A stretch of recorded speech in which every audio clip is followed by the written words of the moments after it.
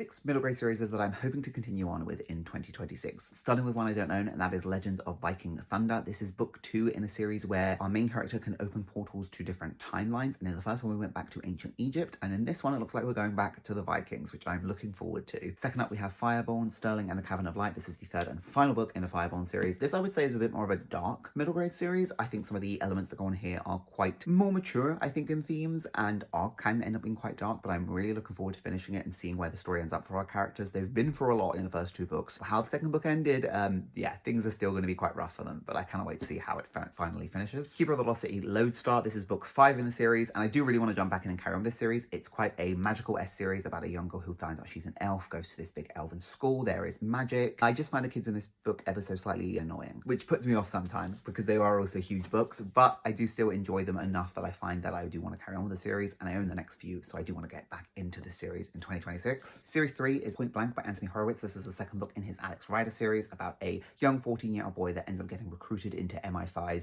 to become a spy. The first book was quite fun. It was quite fun, actually. You do have to ever so slightly suspend your disbelief, obviously, because he's a child doing all this random stuff, but I liked it enough that I will be carrying on with the series and seeing what Alex gets up to in this book. City Beyond the Stars. This was a really fun middle grade series, the first one, about a young girl trying to find out the truth about her life and about her mother, finding out that she has magic and that she's from this magical kingdom beyond the sea. Cannot wait to see what they get up to in this one. She ended up developing a kind of like nice tight-knit group of friends, and so I'm looking forward to seeing how that develops further as they carry on in their adventures. And then the newest middle grade series that I started, and that is going to be The Swarm and the Seahawk. This is again a fun adventure series about a young girl who doesn't actually have magical powers, which is really interesting to have a main character that doesn't have magical powers, but I think she's going to eventually develop some, and I think we're going to start to see those magical powers come out in this series. This was a big adventure story, and the adventure, I think, is just going to carry on. If you guys have any middle grade recommendations you'd like to leave me, I'd love to read them. We're going to get more into middle grade in 2026, as I find it just such a fun adventure series. I find the creativity so enjoyable and vast. It really hits a lot of great diversity points and inclusion points, and I love seeing that. This is the little stack, though, that I am hoping to get to in 2026.